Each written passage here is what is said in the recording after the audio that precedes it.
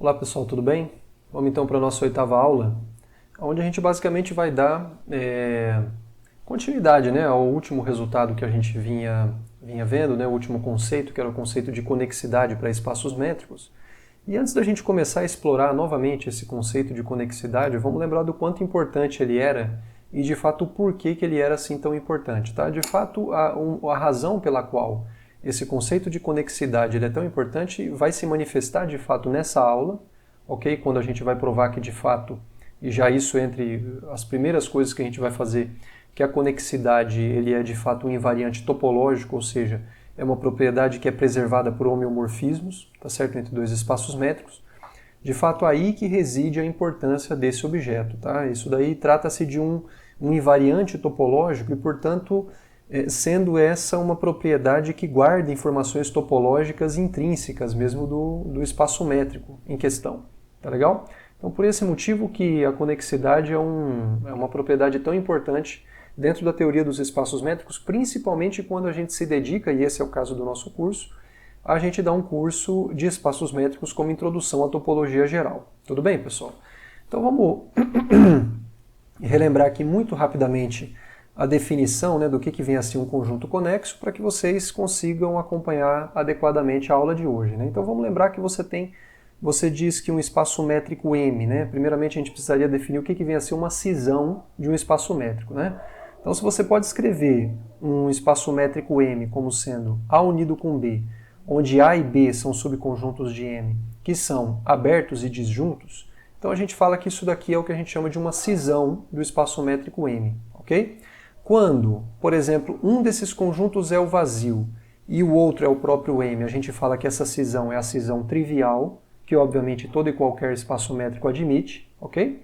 E, se por um acaso a única cisão que esse espaço métrico admitir for a cisão trivial, então a gente fala que esse espaço métrico ele é um espaço métrico conexo, ok?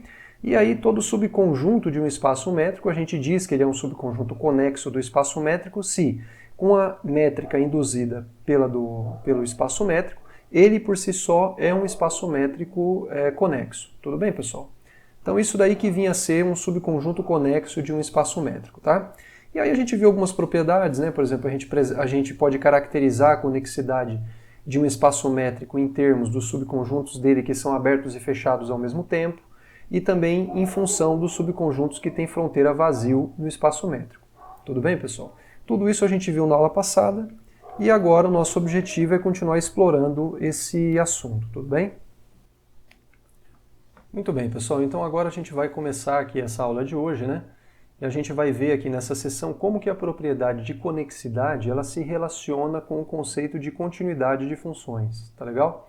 Isso daí, né, com vistas a mostrar que de fato a conexidade ela é de fato um invariante topológico, ou seja, uma função, uma propriedade que é preservada por homeomorfismos, né, que nada mais são do que objeções contínuas, cujas inversas também são contínuas.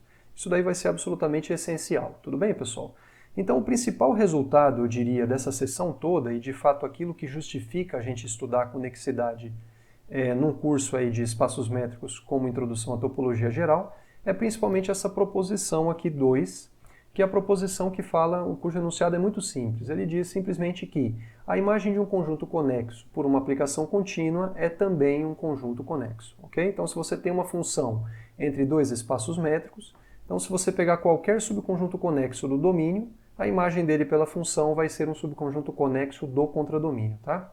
Então, a continuidade de funções ela preserva essa propriedade que é a conexidade. Tudo bem, pessoal? Muito bem, então vamos demonstrar esse resultado. Vocês vão ver que não é um bicho de sete cabeças, a demonstração é muito intuitiva, dificilmente se pensaria aí numa forma muito diferente de fazer isso daqui. Claro que existem outras formas, mas essa daqui é uma forma interessante e, de certa forma, simples, tá? Então vamos imaginar que a gente tem uma função contínua, tá certo? F de x em y, e que o x seja um conjunto conexo, né? No caso aqui um espaço métrico conexo. O que a gente deseja provar? Né? A gente quer provar que a imagem de x pela função f, ele é também um subconjunto conexo de y, ok? Bom, perceba uma coisa. Perceba que a função f que sai de x e chega em f de x, subconjunto de y, é também uma função contínua, tá certo? Portanto, é suficiente a gente provar a gente provar esse teorema para o caso em que f é uma função sobrejetiva. Porque se a gente for capaz de provar que f de x de fato digamos assim, né, como f de x é um subconjunto aqui de y, e o próprio f de x ele é um subespaço métrico de y, né? Se a gente for capaz de provar que sempre que a f é sobrejetiva, desde que a imagem seja conexa, então, desde que o domínio seja conexo, então o contradomínio também é conexo, que no caso quando a função é sobrejetiva vai ser todo mundo, se a gente for capaz de provar isso, a gente vai estar conseguindo provar que f de x ele é um espaço métrico conexo, ok? E é um resultado, né, que decorre de um resultado da aula passada, que a gente viu que de fato o fato de um espaço métrico ser ou não conexo, isso independe de um espaço métrico maior no qual ele esteja contido, tá certo? A conexidade é uma propriedade intrínseca do espaço métrico, não dependendo do espaço métrico no qual ele tá imerso, tá? Depende somente do conjunto e da métrica em questão, ok? Então, por esse motivo que a gente pode supor, sem perda de generalidade, que a função f é uma função sobrejetiva, porque se a gente for capaz de provar isso quando ela é sobrejetiva, a gente consegue também provar no caso geral. Tudo bem? Então, vamos supor aqui que a f é uma função contínua e sobrejetiva, tá certo? E vamos pegar uma cisão do contradomínio da função, que de fato coincide com o conjunto imagem, tá? O que a gente quer fazer é provar que essa cisão ela tem que ser a cisão trivial. Porque nesse caso a gente vai estar provando no final das contas que o y, que de fato é a imagem de x pela f, vai ser um espaço métrico conexo, tá bom? Bom, o que acontece? A gente sabe que essa função f é uma função contínua, né? Então o que a gente pode dizer a respeito das imagens inversas desse a e desse b pela função f? Bom, a gente sabe que f é menos 1 de a e f é menos 1 de b, ou seja, a imagem inversa de a e b pela função f, eles são subconjuntos disjuntos, isso é muito fácil ver porque o A e o B são disjuntos, tá certo? Eles são subconjuntos abertos, porque pelo fato da F ser contínua e de A e B serem abertos de Y, então as imagens inversas desses abertos são abertos no domínio, a gente já provou isso, ok? E perceba que, haja vista que a F é uma função sobrejetiva, então isso significa que o x é igual a f a menos 1 de A unido com f a menos 1 de B, por quê? Porque se você pega qualquer elemento de x, f de x por pertencer a y vai ter que estar em A ou então em B, ok? Portanto, realmente vale essa igualdade, coisa que não valeria se por um acaso, quer dizer, teria possibilidade de não valer no caso da função f não ser sobrejetiva. Tudo bem, pessoal? Muito bem, então perceba que x igual a f a menos 1 de A unido com f a menos 1 de B, isso daqui é uma cisão de x, ok? Muito bem, e haja vista que x é um conjunto conexo, é um espaço métrico conexo, então, uma vez que nós sabemos que nós temos aqui essa cisão, certamente essa cisão tem que ser a cisão trivial, ok? E daí decorre que f a menos 1 de A é vazio, ou então f a menos 1 de B é vazio, ok? Ora, mas então isso implica que o A é vazio, ou então que o B é vazio. E por quê? Ora, imagine que f a menos 1 de A é vazio.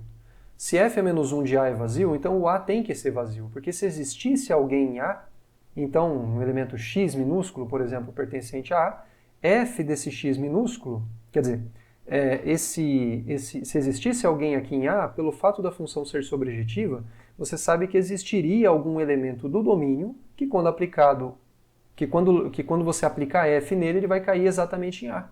E aí esse daí seria um elemento de f a menos 1 de A. Mas a gente sabe que esse conjunto aqui é vazio, aqui na nossa hipótese, tá certo? Então isso significa que, de fato, aquela cisão que nós havíamos construído do y, ela também tem que ser a cisão trivial, tá certo? E por esse motivo, haja vista que o y ele admite somente a cisão trivial, a gente sabe que o conjunto y ele é um conjunto conexo. Tudo bem, pessoal? Então, perceba que não é tão complicado, né? De fato não é em absoluto complicado provar que a imagem de um conjunto conexo por uma função contínua, de fato, é um conjunto conexo. Tudo bem, pessoal? Bom, então esse daí eu diria que é o teorema principal dessa seção de conexidade, justamente porque justifica o porquê que se faz importante a gente estudar o conceito de conexidade dentro de um curso de espaços métricos que esteja voltado para a introdução à topologia geral. Tudo bem? Bom, como corolário desse resultado, né, ou seja, como consequência imediata, decorre que se M e N são homeomorfos, então M é conexo, C e somente C, N é conexo. certo? Ou seja, a conexidade é uma propriedade invariante por homeomorfismos. Se você tem dois espaços métricos homeomorfos, então um é conexo, se e somente se o outro também é conexo, ok? Uma propriedade absolutamente imediata do resultado anterior, tudo bem? Então perceba, pessoal, por que é tão importante nós acharmos invariantes topológicos? Porque muitas vezes nós temos dois espaços métricos, ou de maneira geral nós temos dois espaços topológicos, e nós gostaríamos muitas vezes de provar que esses espaços não são homeomorfos, ou seja, que do ponto de vista da topologia, a gente não está falando do mesmo objeto, tá certo? E uma propriedade muito boa que a gente acabou de aprender a inspecionar para saber se, por um acaso, dois espaços eles não são homeomorfos, é, por exemplo, se um deles é conexo e o outro não é. Então eu diria que isso daqui não é um critério para você saber se dois espaços são homeomorfos, mas ele é um critério para você saber se dois espaços não são homeomorfos, porque se um for conexo e o outro não, não existe a menor chance deles serem ambos homeomorfos, ok? É claro que se por um acaso os dois forem conexos ou os dois não forem conexos, aí você precisa inspecionar outros invariantes topológicos, que é alguns dos quais a gente vai aprender aqui, para saber se por um acaso para você tentar verificar se de fato aqueles espaços eles não são homeomorfos. Tudo bem, pessoal? Mas aqui seguramente a gente já pode dizer que se você tem um espaço métrico que ele é homeomorfo, por exemplo M aqui nesse meu desenho, e um outro, por exemplo N formado por isso aqui, então certamente M e N não são homeomorfos. Por quê? Porque esse espaço métrico é conexo, enquanto que esse daqui não é conexo. Tudo bem, pessoal? Muito bem, então conforme eu estava falando para vocês, né, o último resultado ele mostra que a conexidade ele é um invariante topológico, tá certo? Ou seja, ele é uma propriedade que é preservada por homeomorfismos, ok? E conforme eu já falei para vocês, no estudo da topologia, boa parte do tempo que se dedica, pelo menos em um curso básico, né, é justamente para se encontrar e se estudar invariantes topológicos. Então aqui a gente está vendo o primeiro deles, que é a conexidade. Essa é a primeira propriedade que um espaço topológico pode ter, que a gente já viu, que é de fato um invariante topológico, ou seja, que é invariante por homeomorfismos. Tudo bem? Depois, posteriormente, a gente vai ver, por exemplo, a compacidade é um outro invariante topológico, tá bom? E aí, num curso de topologia geral mais avançado, vocês veriam aí o grupo fundamental, né, grupos de homologia, que são objetos aí que conseguem enxergar propriedades mais finas dos espaços topológicos de maneira e que também, por outro lado, ainda são invariantes topológicos, tá? Aqui a gente vai se limitar apenas à conexidade e à compacidade, tá certo, pessoal? Então vejamos aqui um exemplo, olha só. Por exemplo, o S1, que é a esfera unitária no R2, ele é conexo, tá certo? Quando munido da métrica induzida pela de R2. E por que como que a gente prova que ele é conexo? Veja, a gente aqui tem, pelo menos, aqui a partir do último corolário que a gente viu, nós temos, na verdade, a partir da última proposição que a gente viu, a gente tem pelo menos duas formas de provar isso. Primeiro, tentando construir uma cisão de S1 e provar que ela só pode ser a cisão trivial, o que certamente é um caminho menos fácil, tá certo? E um outro, por exemplo, seria nós provarmos que o S1 ele é a imagem de um conjunto conexo por uma função contínua. E isso daí a gente já sabe porque em aulas anteriores, onde a gente estudou o S1, acho que vocês vão lembrar, né, que a gente pode caracterizar o S1 como sendo a imagem do intervalo 0 fechado 2π aberto pela função f, que é a função que pega t e leva em cosseno t seno t, tá certo? Perceba, essa função, por um lado, ela é contínua. E por que ela é contínua? Porque essa função, vista como uma função desse intervalo chegando em R2, claro que com a métrica produto, tá certo? Ela é uma função contínua porque as suas duas funções coordenadas o são, que é a função que pega t e leva em cosseno de t e a função que pega t e leva em seno de t. Então ela, obviamente, é uma função contínua. E, por outro lado, pela construção, né, pela maneira que nós temos de definir essa função, ela também é uma função sobrejetiva, tá certo? O que isso significa? Significa que, de fato, S1 é a imagem do intervalo 0 fechado 2π aberto por essa função f, e essa função, na verdade, ela é uma bijeção, de fato, de 0, 2π em S1. Inclusive, é uma propriedade, um exemplo interessante de uma bijeção contínua, cuja inversa não é contínua, tá certo? Então, perceba que, mas não tem problema, porque o que eu preciso para provar que S1 é um espaço métrico conexo. Pura e simplesmente pelo fato dele ser a imagem desse conexo por essa função, é simplesmente verificando que essa função é contínua, e isso nós já sabemos. Tá certo, pessoal? Então, de fato, está aqui um exemplo de um espaço métrico conexo, o S1, quando visto como um subconjunto de R2. Tá legal, pessoal? Muito bem, proposição número 3, vejamos aqui. Bom, essa proposição número 3, ela fala da relação que existe entre a conexidade de um conjunto e o do seu fecho, tá? Então perceba que o fecho de um conjunto é o quê? É quando você toma um conjunto e adiciona a esse conjunto todos os pontos que são pontos aderentes a esse conjunto, ou seja, pontos que estão arbitrariamente próximos desse conjunto, ok? O que essa proposição fala, pessoal, é que quando você adiciona a um conjunto todos os seus pontos aderentes, você obtém um conjunto que vai ser conexo desde que o conjunto seja, ok?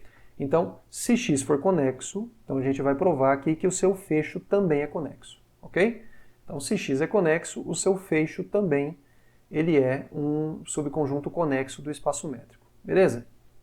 Muito bem, vamos ver como é que a gente vai fazer isso. Bom, então, primeiramente vamos lembrar que o fecho de um conjunto ele sempre contém o conjunto em questão, porque todo ponto do conjunto é aderente ao próprio conjunto. Basta você tomar, enfim, a definição imediata, né? Para todo epsilon positivo, quando você tomar uma bola aberta de centro naquele cara, o centro em particular é um cara que está tanto na bola quanto no conjunto x, beleza? Então, muito simples. Bom, e o que a gente quer fazer? A gente está supondo que x é conexo e a gente quer provar que o fecho é conexo. Ora, vamos pegar uma cisão do fecho, tá certo? Visto como espaço métrico, e aí a gente vai tentar provar que essa cisão é a cisão trivial, beleza? Bom, o que acontece? Então perceba que nós estamos trabalhando com o espaço métrico x fecho, eu estou olhando aqui para uma cisão desse espaço métrico x fecho, ok? E aí perceba uma coisa, olha, haja vista que o x está contido no fecho de x, e haja vista que o fecho de x se escreve como sendo A unido com B, então é muito simples a gente perceber que o x se escreve como sendo A interseção com x unido com B interseção com x, ok? Isso daqui, para quem eventualmente não tenha visualizado, perceba que você pode escrever o x como sendo x fecho, como sendo x interseção com o x fecho, certo? Mas o x fecho, então isso aqui é a mesma coisa que x interseção com A unido com B, porque o fecho de x é A unido com B. Ora, mas pela propriedade distributiva, isso daqui é a mesma coisa que x interseção com A unido com x interseção com B. Ok? Então, por esse motivo aqui que vale essa igualdade aqui, tá? Ora, e o que acontece? Isso daqui vai ser uma cisão de x. E por que isso aqui vai ser uma cisão de x? Presta atenção. Para isso daqui ser uma cisão de x, é necessário que esses dois conjuntos eles sejam abertos e disjuntos. Bom, eles são disjuntos pelo fato de que o A e o B são disjuntos. E esse daqui é um subconjunto de A, esse daqui é um subconjunto de B, e por esse motivo não pode ter qualquer elemento na interseção deles. Caso contrário, teria pelo menos um elemento na interseção de A com B, ok? Coisa que não ocorre. Então, que essa união ela é disjunta é trivial, tá certo? Agora, por outro lado, esses conjuntos são abertos relativos em x. E por que isso acontece? Perceba, o x você pode enxergá-lo como sendo um subespaço métrico do fecho de x, ok? Então isso significa que os abertos de x são nada mais do que interseções de abertos do fecho de x com o próprio x.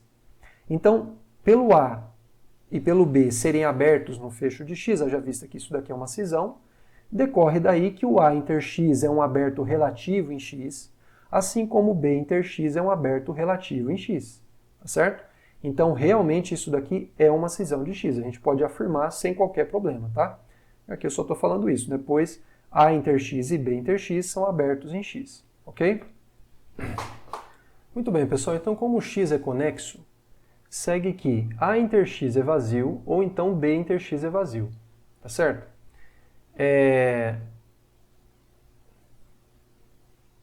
Muito bem. Então o que acontece? Bom, como o x ele é conexo no seu fecho, como o x ele é denso no seu fecho, né? E isso acontece porque todo conjunto é denso no seu fecho por definição, né? Porque um conjunto é denso no espaço métrico se o seu fecho é igual ao espaço métrico todo. E o espaço métrico aqui em questão pra gente é justamente o fecho de x, tá certo? Então, pelo fato de que A inter x é vazio, ou então B inter x é vazio, e também pelo fato de que x é denso no seu fecho, segue que o A tem que ser vazio, ou então o B tem que ser vazio, tá certo? Haja vista que todo aberto não vazio do fecho de x intercepta o x. Perceba só, se A inter x, vamos supor, por exemplo, que o A inter x é vazio, tá? Vamos supor, sem perda de generalidade, que é o A inter x aqui que é vazio. Bom, como A é um aberto no fecho de x, pelo fato de que, para ele não interceptar o x, haja vista que o x é denso, não tem outra opção que não seja o próprio A ser o conjunto vazio. Porque se ele fosse qualquer aberto não vazio, ele iria interceptar o x, haja vista que o x é denso no fecho. Tá certo? Então, para ele não interceptar, necessariamente o A tem que ser vazio. Tá? Então, por isso que certamente o A é vazio, ou então o B é vazio. Ou seja, o que a gente acabou de provar? A gente acabou de provar que o fecho de x ele é conexo. Por quê? Porque essa cisão, que a princípio era arbitrária, ela tem que ser a cisão trivial. Tá certo? Dessa forma, o fecho de x só admite a cisão trivial e, portanto, ele é um subconjunto conexo do espaço métrico em questão. Tá? Então, no final das contas, pessoal, se você tem um conjunto e você adiciona a esse conjunto todos os pontos aderentes a ele, você obtém um conjunto conexo. Tá certo? Quer dizer, desculpa, se você tem um conjunto conexo e você adiciona todos os pontos que são aderentes a ele, você também obtém um conjunto conexo. Tá? Ou seja, fecho de um conjunto conexo é também conexo. Tá? O corolário a seguir, ele fala que se você for olhar para uma situação intermediária, porque perceba que você tem o x, você tem o fecho de x, que é um conjunto maior do que o x, e você pode ter subconjuntos intermediários entre esses dois. Tá certo? O que esse resultado fala, o corolário é o seguinte, olha, se o x é conexo, não apenas o fecho dele é conexo, mas qualquer subconjunto que esteja entre os dois também é conexo. Ou seja, se você pega um conjunto conexo e você adiciona alguns pontos aderentes, você vai ainda obter um subconjunto conexo. Tá certo, pessoal? Então é isso que fala esse corolário aqui, olha. Se o A está contido em B, que está contido no fecho de A, ou seja, se o B é um subconjunto, se o B é um conjunto intermediário entre o A e o seu fecho, tá certo? Então, se o A é conexo, o B também vai ser conexo. Em outras palavras, se juntarmos ao conexo A alguns ou mesmo todos os seus pontos aderentes, a gente vai formar ainda um conjunto conexo. Tudo bem, pessoal? Como é que a gente faz isso, né? Bom, a gente prova isso daqui da seguinte forma. Perceba que considerando o A como sendo um subespaço métrico de B, tá certo?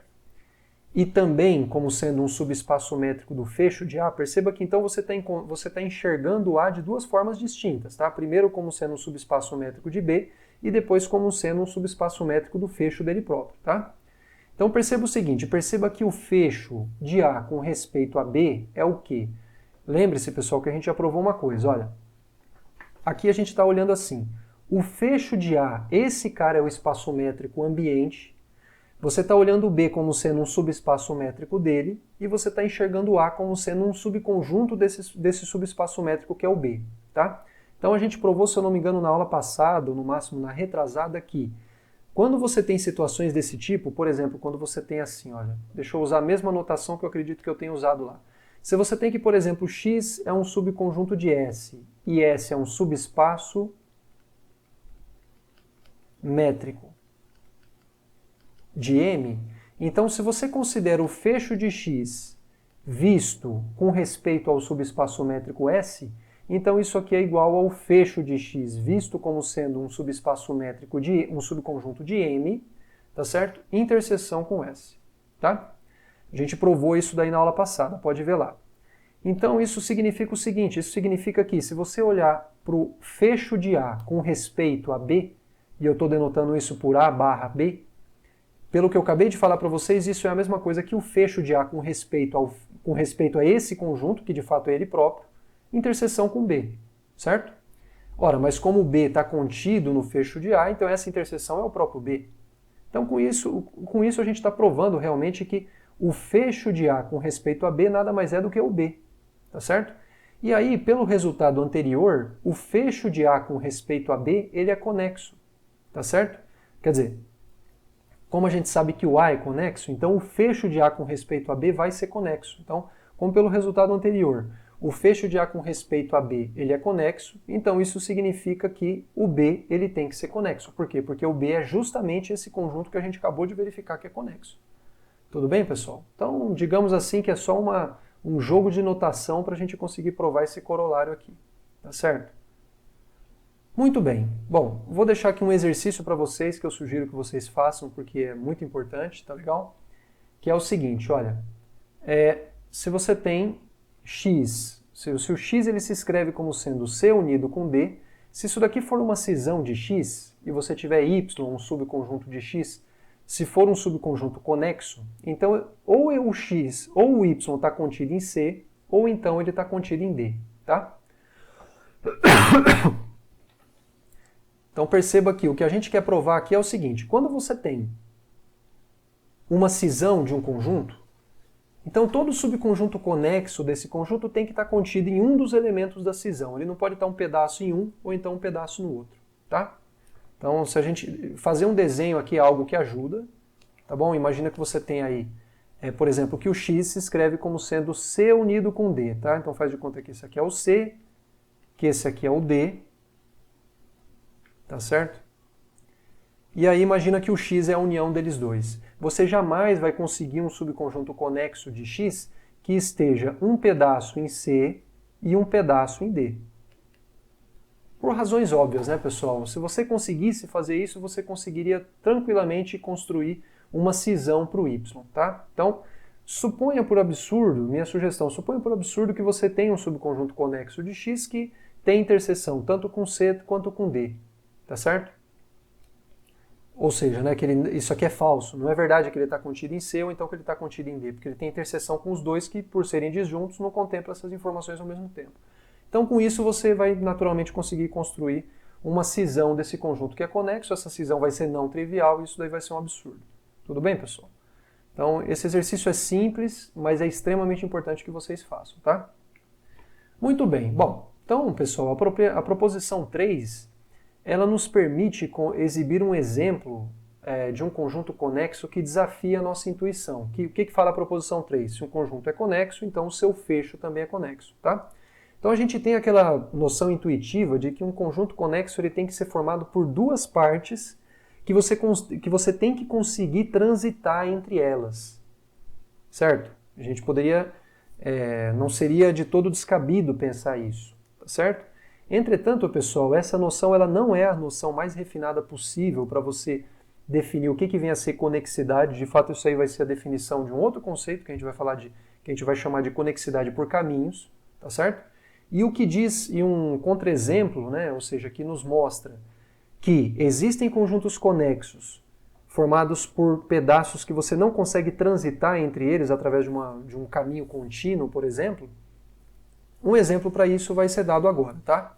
Então a proposição 3 ela nos permite exibir um exemplo de um conjunto conexo que desafia a nossa intuição, né? De que conjuntos conexos podem ser formados por duas ou mais conjuntos conexos. Então a proposição 3 nos permite exibir um exemplo de um conjunto conexo que desafia a nossa intuição de que conjuntos conexos podem ser formados, na verdade não podem ser formados, né? Por duas ou mais partes, tá? Aqui eu tenho um pequeno erro. Conjuntos conexos não podem. Ok? Muito bem, então vamos ver aqui esse exemplo. Esse exemplo ele fala o seguinte, olha. Considera o gráfico de uma função que vocês já devem ter visto aí nos cursos de cálculo, tá certo? Que é o gráfico da função de 0 e mais infinito, chegando na reta que pega x e leva em cosseno de 1 sobre x. Tudo bem? Então, esse conjunto x ele é justamente o gráfico dessa função, porque é o conjunto dos pares ordenados x, y e r2, onde o x é positivo, né, e portanto está no domínio da função, e o y nada mais é do que a imagem de x pela função f que a gente acabou de definir. Tá? Então isso daqui nada mais é do que o gráfico dessa função aqui. Beleza? Bom, o que acontece? O gráfico... A gente sabe que o gráfico de uma função contínua, ele é sempre homeomorfo ao seu domínio. Isso daí foi, se eu não me engano, um exemplo, né, que eu deixei para vocês. Ele foi um teorema que a gente enunciou, tá certo? E se não me falha a memória, a gente demonstrou ele, tá? Então, não é difícil a gente provar que o gráfico de uma função contínua é sempre homeomorfo ao seu domínio. Claro que esse gráfico você o enxerga como sendo um subconjunto do produto cartesiano do domínio pelo contradomínio da função, obviamente munido da métrica produto. Tá legal? Então, o gráfico de uma função contínua é sempre homeomorfo ao seu domínio.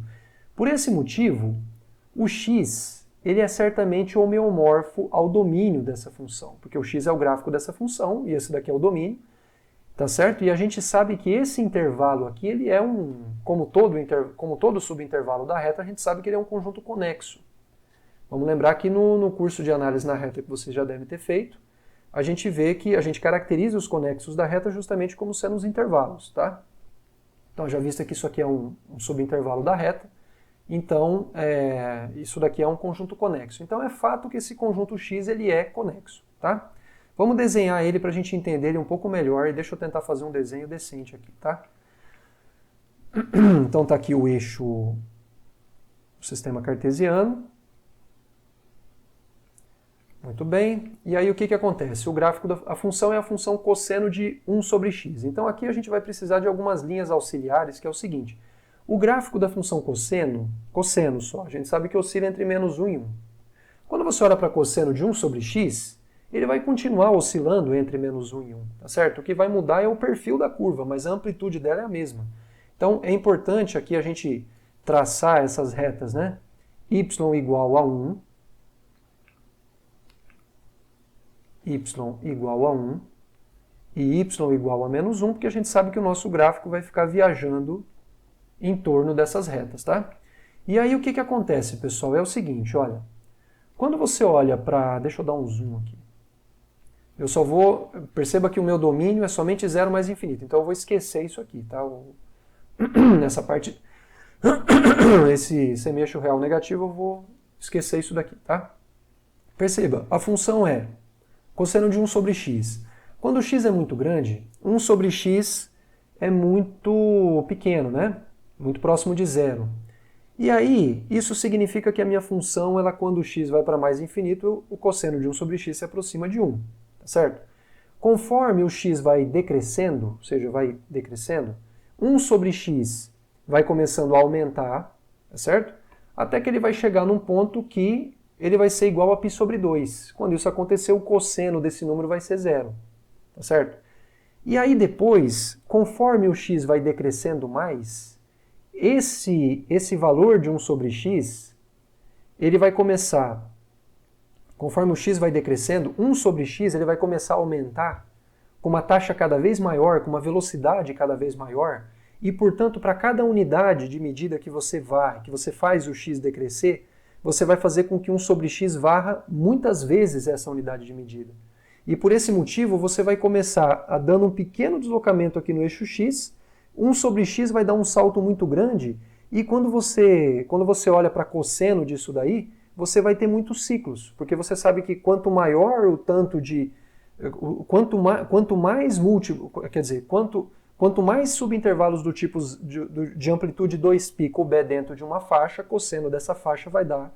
Quanto mais você tiver intervalos de amplitude 2π lá dentro, mais ciclos completos o cosseno disso vai dar, correto? Então, quando o x vai para zero, 1 sobre x vai para infinito, tá certo? E o cosseno de x vai dar cada vez mais ciclos. Então, para resumir, isso vai acontecer assim. Quando o x vai para infinito, o cosseno de 1 sobre x vai para 1. Depois isso aqui vai começar a decair, chega uma hora que vem para zero, e bate aqui, começa a querer fazer o ciclo, né? Só que conforme o x vai decrescendo, a amplitude,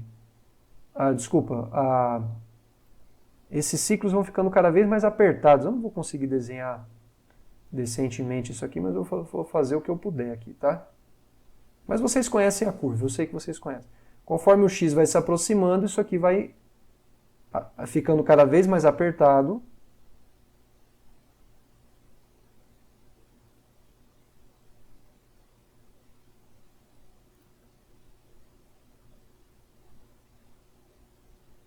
Tá certo? Acho que vocês entenderam aí, né? Bom, enfim. Vocês provavelmente, espero que vocês tenham entendido. Qualquer coisa vai em qualquer software gráfico, plota a função cosseno de 1 sobre x, vocês vão ver. Vocês vão ver que essa curva aqui ela vai começar a acumular justamente nesse intervalo aqui, olha. Nesse intervalo no eixo y, entre menos 1 e 1, tá certo? Então, pessoal, não é difícil e tampouco contraintuitivo provar que o fecho de x, que é o fecho desse gráfico, ele vai ser formado justamente pelo próprio x, tá certo? Que é o gráfico em si, unido com esse intervalo aqui, né? Com esse intervalo entre menos 1 e 1 aqui no eixo y, que é justamente o conjunto dos pontos da forma 0y para y entre menos 1 e 1. Então o fecho desse conjunto é justamente a união desse conjunto com esse cara aqui. Então quando você olha para o fecho, você vai precisar incluir esse subintervalo aqui, esse segmento de reta, digamos assim. Tá legal, pessoal? E aí o que acontece? Pelo fato de que o x, então perceba que esse daqui ele é o x e esse daqui é o j. Tá certo? E vocês percebam que a interseção de x com j é vazio. E mais do que isso, você não consegue um caminho contínuo ligando qualquer ponto desse subintervalo ao conjunto x. Porque para você fazer isso, não tem outra opção que não seja você fazer isso por meio dessa curva. E essa curva aqui é um exemplo de uma curva que não tem variação limitada. Essa curva ela tem comprimento infinito. Se você esticar qualquer porção dessa curva que esteja aqui arbitrariamente próximo desse cara, você vai ter um comprimento infinito, tá certo? Porque essa curva se aproxima desse segmento, mas ele nunca toca, tá? Então, não tem como, através de um caminho contínuo, você fazer isso. Você ligar dois pontos, um que esteja em x e outro que esteja em j. Tá legal, pessoal? Então, esse conjunto, perceba que ele é conexo. Por quê? Porque ele é o fecho de um conjunto que é conexo, tá certo? Entretanto, isso causa estranheza, né? Porque a interseção desses dois conjuntos é vazia. Tudo bem, pessoal? Então, esse exemplo é um exemplo, de certa forma, contraintuitivo, tá? Mas que é importante que vocês tenham em mente. Tudo bem? Muito bem. Vamos ver agora aqui um outro resultado, né? Que é essa proposição 4. O que fala a proposição 4? Bom, se você tiver pega uma família qualquer de conjuntos conexos, tá? Essa família pode ser finita, pode ser uma família enumerável, pode ter inclusive uma quantidade não enumerável de elementos aqui nessa família, tá? Então seja x lambda para lambda pertencente a esse conjunto de índices, e essa família vai ter tantos elementos quanto são os índices que pertencem, quanto são os elementos de lambda, tá certo? Pega uma família de conjuntos quaisquer que são todos eles conjuntos conexos. Bom, a proposição fala o seguinte: se existir um elemento que é comum a todos esses conexos, se existir um ponto comum, então esse conjunto que é dado pela união de todos eles é conexo. Ok, pessoal? Vocês podem pensar aí numa teia de aranha. Pensa numa teia de aranha. Uma teia de aranha é formada por muitos fios. Cada um desses fios são conjuntos conexos. E essa teia de aranha, você imagina que todos os fios eles se interceptam no centro dessa teia, tá? Pois bem, pelo fato de que todos eles têm um ponto em comum, então isso significa que esse conjunto vai ter que ser conexo. Tudo bem, pessoal? Muito bem. Então, vamos olhar aqui para a demonstração. Aqui tem um espaço. Se for necessário a gente fazer um desenho, a gente faz. Tá legal? A gente pode até... Bom, enfim, se eu sentir necessidade, a gente faz. Então vamos lá. Bom, vamos supor por absurdo que o conjunto x, né, que é justamente a união de todos esses x lambda para lambda pertencente a lambda maiúsculo, ele não seja um conjunto conexo. Ou seja, vamos supor por absurdo que exista uma cisão não trivial do x, tá? Em termos de dois conjuntos A e B. Bom, o que acontece, né? O ponto A minúsculo, ele tem que pertencer a apenas um. Esse ponto A minúsculo é aquele ponto que é comum a todos os x lambda para lambda pertencente a lambda maiúsculo, tá? Bom, como esses dois conjuntos eles são disjuntos, portanto não tem interseção entre eles, esse pontinho A minúsculo, que eu sei que está em x, que é comum a todos os x lambda, ele tem que estar ou em A ou em B. Não tem como estar nos dois ao mesmo tempo. Então ele tem que estar em um desses conjuntos, em A ou então em B, tá? Bom, vamos supor, sem perda de generalidade, que ele esteja em A. Beleza?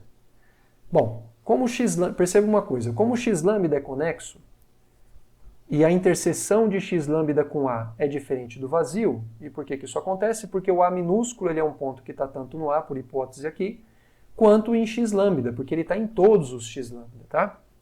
Então, como o x lambda é conexo e a interseção de x lambda com A é diferente do vazio, então o x lambda tem que estar inteiramente contido no A. Por que isso acontece? Porque no exemplo anterior que a gente estudou, estava escrito o seguinte: se você tem um espaço que é conexo, então, se você tem um espaço que é conexo, então,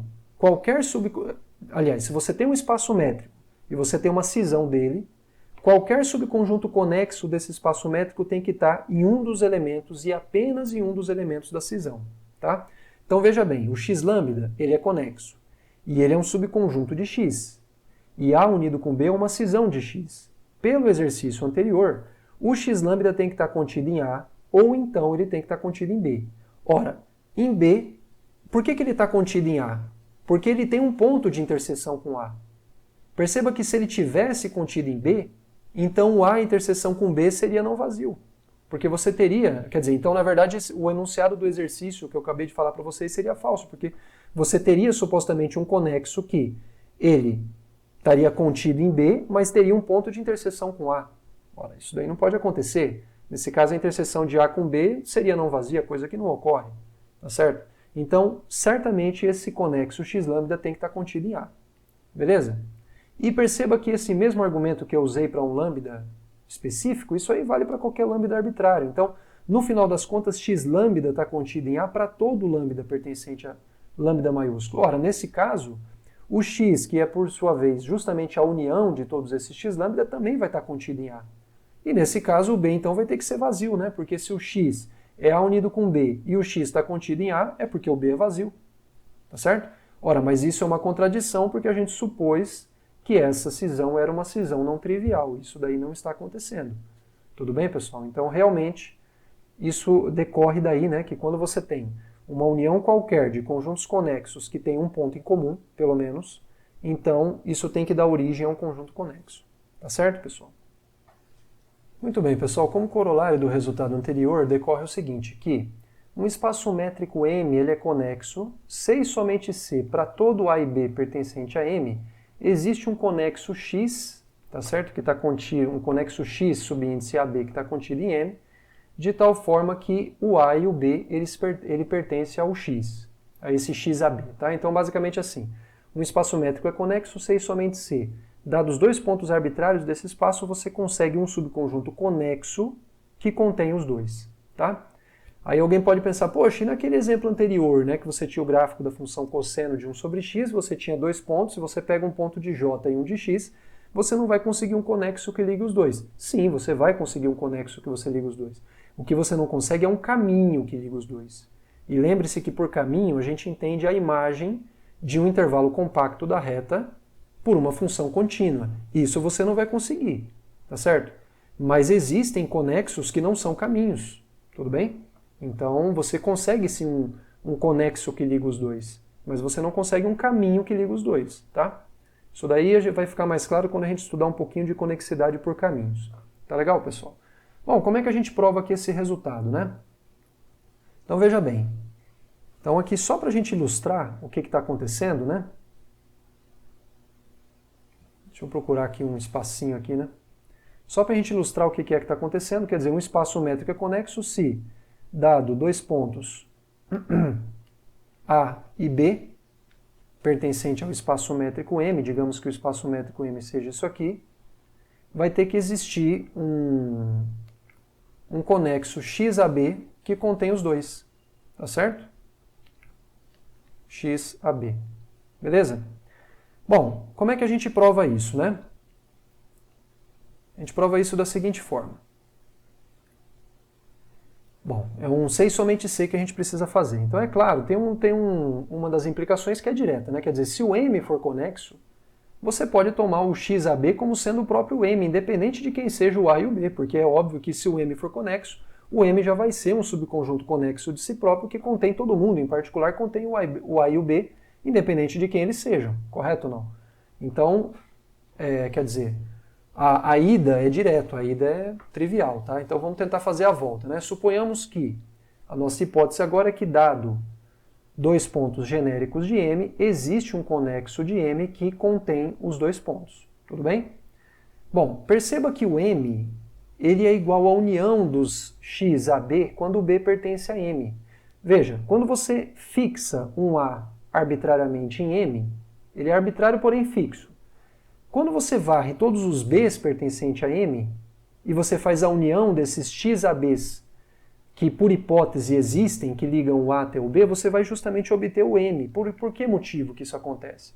Bom, essa inclusão ela é direta, porque para todo B, x a B, por definição, é um subconjunto de M. E agora essa inclusão também não é difícil de se ver, porque se você pega, por exemplo, C, um elemento de M, você sabe... Se você pega C, um elemento de M, você sabe que ele vai ter que estar contido. Em particular, esse C, ele pertence ao x a C. Certo? Quem que é o x a C? É o conexo de M que liga o ponto A até o ponto C. Tá certo?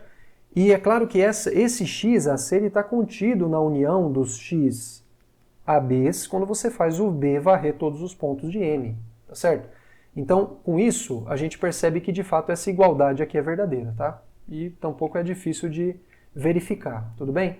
Então, o que que acontece? Bom, como o M ele se escreve como sendo essa união aqui, como o XAB é um conexo que contém o ponto A para todo B que você tome, perceba, para todo B pertencente a M, esses conjuntos aqui têm pelo menos um ponto em comum, que é um ponto A, tá certo?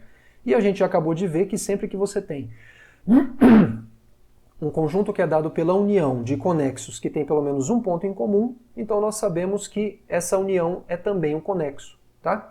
Então, pelo fato de que o M se escreve como sendo uma união de conjuntos conexos que contém um ponto em comum, a saber que é o ponto A, disso decorre que o M ele é conexo. Tudo bem, pessoal? Então, daí decorre essa outra caracterização de conexidade, né? Um espaço métrico é conexo, C e somente C para todo A e B pertencente a M, existe um subconjunto conexo de M que liga os dois. Tá certo, pessoal? Muito bem. Bom, como último resultado, a gente pode provar ainda que todo espaço vetorial ele é conexo. Tá certo? Por que todo espaço vetorial é conexo? Porque se você der A e B pontos genéricos de um espaço vetorial normado, tá, pessoal? Embora não tenha escrito, é óbvio que tem que ser um espaço vetorial normado, porque nesse caso, né, a norma da origem é uma métrica e a gente está falando aqui de espaços métricos, tá? Então todo espaço vetorial normado é conexo. Por quê? Dados A e B, quaisquer elementos de E, esse segmento de reta aqui, olha, t vezes A mais 1 menos t vezes B para todo t entre 0 e 1, ele é um conexo que liga esses dois pontos A e B. Por que ele é um conexo? Porque isso daqui é a imagem desse intervalo da reta por uma função contínua. Perceba que isso daqui nada mais é do que f do intervalo 0, 1, tá certo? Aonde a função f pega t e leva em t vezes a mais 1 menos t vezes b. Opa! E essa função é obviamente contínua. E como esse intervalo 0, 1 é um intervalo conexo, né, por ser um intervalo da reta ele é conexo, então a imagem de um conexo por uma função contínua tem que ser um conjunto conexo também. Então que esse cara é conexo é direto. E ele contém tanto A quanto B, por quê? Porque quando t é 0, isso daqui é igual a B, e quando t é 1, isso daqui é igual a A. Perceba, quando t é 1, isso daqui zera, e aí fica 1 vezes A, que é o próprio A, e quando t é 0, isso daqui zera, isso daqui vira 1, 1 vezes B é B. Tá certo? Então, basicamente, pessoal, isso aqui, se a gente fosse representar aí graficamente, claro que a gente vai tomar um R2, né? Como sendo aqui o nosso exemplo de espaço vetorial normado. Então, se você pega, por exemplo, esses dois pontos aqui, o ponto A e o ponto B, quem que é esse conjunto XAB? Nada mais é do que o segmento de reta unindo o ponto A até o ponto B. Esse daqui que é justamente o XAB, ok? Quando o t é 0, ele começa aqui no B, conforme o t vai crescendo, isso daqui vai convergindo para o A. Ok, pessoal? Quando o t é meio, ele está na metade da distância entre A e B, e assim por diante. Tudo bem, pessoal? Então, todo espaço vetorial normado, em particular, é também um conjunto conexo, tá? E, de fato, a gente poderia provar ainda que toda bola aberta, a gente ainda poderia provar que toda bola aberta em um espaço vetorial normado é também um subconjunto conexo. E por que isso acontece? Porque toda bola aberta em um espaço vetorial normado, ele é homeomorfo ao espaço todo, tudo bem? Eu vou pedir para vocês pesquisarem a prova disso. Essa prova vocês encontram certamente, se vocês não encontrarem nesse livro, vocês vão encontrar no livro do Elon, de espaços métricos, tá certo? Procurem lá que vocês vão encontrar a prova de que em um espaço vetorial normado a bola aberta ela é sempre homeomorfa ao espaço todo, tá? Para quem quiser fazer o exercício não é difícil. Se você pega uma bola aberta de centro A e raio R, essa bola é facilmente vista que ela é homeomorfa à bola de centro 0 e raio 1, tá certo? Não é difícil você criar um homeomorfismo que faz isso. Basicamente você tem que transladar o centro e depois redimensionar de acordo com o raio, tá? E não é difícil você ver que a bola aberta de centro 0 e raio 1 realmente é homeomorfa ao espaço todo. Basta você pegar a função que sai da bola e chega no espaço todo, que é a função que pega x, um elemento da bola, e leva em x dividido por 1 menos norma de x, certo? Essa função ela sai da bola de centro 0 e raio 1, chega no espaço todo, e isso daqui é um homeomorfismo, porque você consegue construir a volta, tá certo? A função que pega e leva aqui, simplesmente pega y e leva em y dividido por 1 mais norma de y. É possível provar que essa função é a inversa dessa, essa função é contínua, assim como a volta, e por esse motivo nós temos um homeomorfismo entre esses dois objetos. Então, como você tem um homeomorfismo da bola de centro A e raio R com a bola de centro 0 e raio 1, e por sua vez um outro homeomorfismo da bola de centro 0 e raio 1 chegando em E, a composta dessas duas funções que eu acabei de falar vai ser um homeomorfismo de qualquer bola, de uma certa bola aberta em E, tá? Onde E, claro, tem que ser um espaço vetorial normado, tá? Senão você não consegue fazer essas operações aqui, beleza? Enfim, procurem, tentem provar isso, que é um exercício muito interessante. Tudo bem, pessoal? Então, decorre que toda e qualquer bola aberta em um espaço vetorial normado é também um subconjunto conexo, tá? Por conta de ser homeomorfo ao espaço todo, que por sua vez é conexo pelo que a gente acabou de provar. Tudo bem, pessoal? Muito bem. Mais uma proposição agora, tá? Proposição agora 5, né? O que fala essa proposição?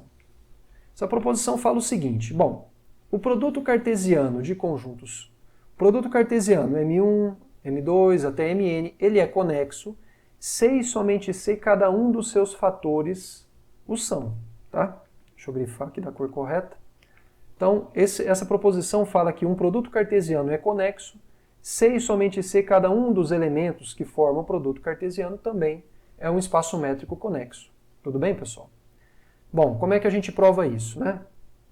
Bom, vamos fazer a ida primeiro. Vamos imaginar que M, que é o produto cartesiano de M1, M2 até Mn, é um espaço métrico conexo, tá? É claro que isso aqui ele é um espaço métrico munido da métrica produto, tá? Então subentende-se isso aqui. Bom, suponha que M então seja conexo.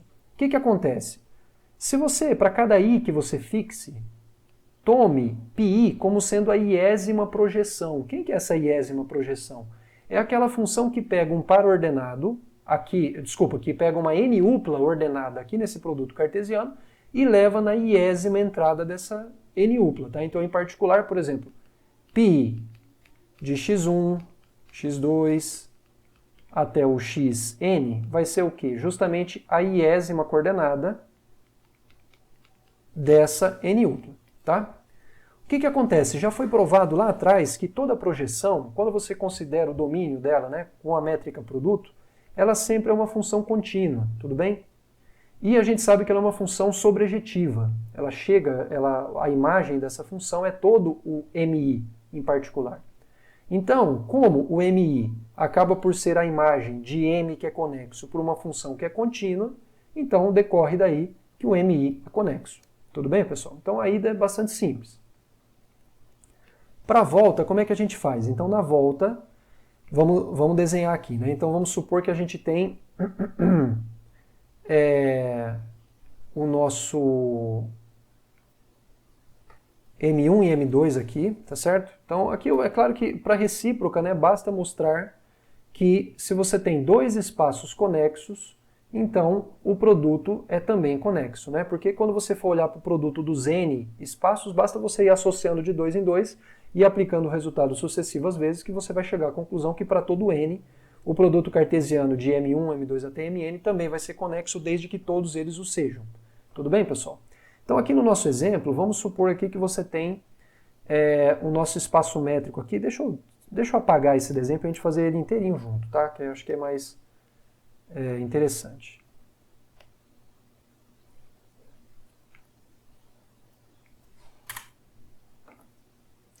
Muito bem, então vamos supor aqui que eu tenha M1 e M2, tá? Então tá aqui o M1, que é um espaço métrico conexo, tá aqui o M2, que é um outro espaço métrico conexo. Na verdade, esse daqui é o M1 e esse daqui é o M2, tá? Muito bem, o que eu vou fazer? Eu vou fixar um ponto AB. Esse ponto ele vai ter coordenadas. Opa, peraí. Ele vai ter coordenadas A e B. Então ele é um ponto. Opa. É um ponto AB, que por sua vez tem coordenadas A e B, onde A pertence ao M1 e o B pertence ao M2, tá? O que acontece? Fixado esse ponto AB aqui pertencente ao produto cartesiano, para cada x que pertence ao M1, para cada par ordenado, né, que pertence a M1 cartesiano M2, vamos considerar esse conjunto aqui, olha, o conjunto TX, que é o quê? Imagina que você pegou um x1, um x2, imagina que você pegou um par ordenado aqui, xy, tá? xy. Então, eu sei que eu tenho aqui a minha coordenada x,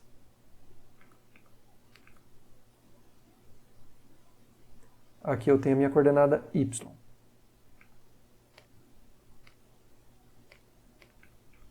Muito bem, pessoal. Então, o que acontece? Olha só. Fixado um ponto AB, aqui pertencente ao M1 cartesiano M2, perceba o seguinte, que para cada par ordenado em M1 cartesiano M2, considere esse conjunto aqui, olha, o conjunto TX, que é M1 cartesiano B. Ora, quem que é M1 cartesiano B? É essa reta aqui, olha, que passa por B, tá certo? Porque a primeira entrada está em M1 e a segunda tem que ser o B. Então é essa reta aqui, olha. Isso daqui é o M1 cartesiano B. Tá certo? Unido com x cartesiano M2. Quem que é o x cartesiano M2? Ora, a primeira coordenada tem que ser x e a segunda coordenada tem que estar em M2. Então, no final das contas, vai ser essa reta aqui. Espera aí. Vai ter que ser essa reta aqui. Certo? Esse daqui nada mais é do que o x cartesiano M2. E a união de todos eles forma o que a gente está chamando aqui de Tx maiúsculo, tá? Onde o x maiúsculo ele é justamente o par ordenado xy, ok? Então o que acontece, pessoal? Perceba que esse Tx, ele por um lado, ele é a união de dois conexos. E por que ele é a união de dois conexos?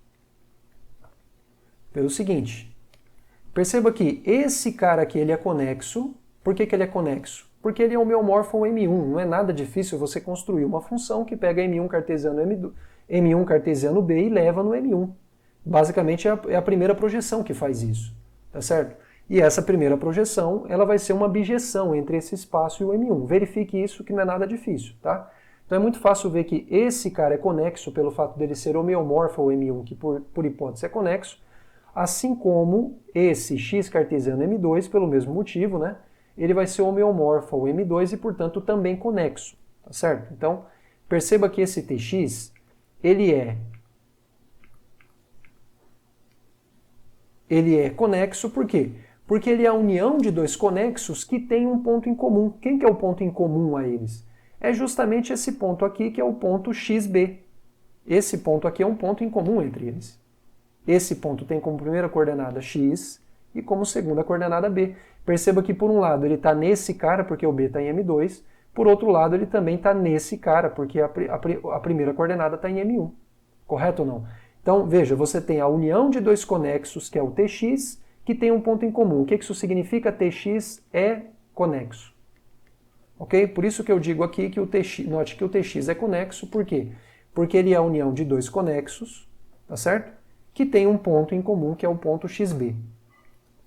Perceba ainda que, para todo x pertencente a M1 cartesiano M2, ou seja, para todo par ordenado, perceba que o par ordenado AB, ele sempre vai pertencer ao Tx, tá certo? Por quê?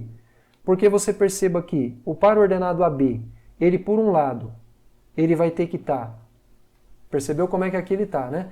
O par ordenado AB, ele tem que estar nesse Tx, por quê? Porque o Tx, ele em particular inclui essa reta aqui, que é uma reta que cruza, é justamente a reta M1 cartesiano B. Como o A está em M1, segue que esse par ordenado vai sempre estar nesse cara aqui. Tá certo, pessoal? Basicamente, quando você faz o xy, o que vai mudar é apenas essa reta, que vai indo para lá e para cá. Mas essa daqui está fixa, e o AB está nela, tudo bem? Então perceba que o Tx, ele sempre inclui o ponto AB, tá certo? Independente de quem seja o x pertencente a M1 cartesiano M2. Como, no final das contas, você consegue verificar que M1 cartesiano M2 se escreve como sendo a união dos Tx para x pertencente a M1 cartesiano M2, para você ver isso, pessoal, é só você perceber o seguinte, olha, se você manter essa reta fixa aqui, quando você variar essas daqui, você vai cobrir todo o produto cartesiano de M1 por M2, tá certo ou não? Basta você perceber que dado um ponto qualquer aí, x maiúsculo pertencente, por exemplo, x maiúsculo linha, tá? Que é formado por x1, formado por x', y', esse ponto x, ele vai estar justamente nessa reta aqui, tá certo? Cuja união com essa daqui vai formar o tx', tá certo? Então não é difícil a gente perceber que realmente o M1 cartesiano M2 ele se escreve como sendo essa união. Vou pedir para o detalhe vocês provarem aí na casa de vocês, tá? Mas não é em absoluto difícil, tá? Ora, então como você tem que o ponto AB ele é comum a todos esses conjuntos, cada um deles é conexo, e você escreve esse M1 cartesiano M2 como sendo a união desses conexos que tem pelo menos esse ponto em comum, decorre daí que esse conjunto tem que ser conexo, porque a gente já provou que quando você tem uma união de conjuntos conexos que tem um ponto em comum, decorre daí que essa união é também um conjunto conexo. Tudo bem, pessoal? Então daí decorre que o produto cartesiano de dois espaços métricos conexos é conexo, o que por sua vez, né, vai implicar que qualquer produto cartesiano finito de espaços métricos conexos também vai ser conexo. Tudo bem, pessoal? Bom, basicamente era isso aí que eu queria falar para vocês. E aí a gente se vê na próxima aula, a gente vai tirando dúvida conforme elas forem surgindo, vocês vão me escrevendo. Tudo bem, pessoal? Valeu, obrigado, até mais, viu? Tchau, tchau.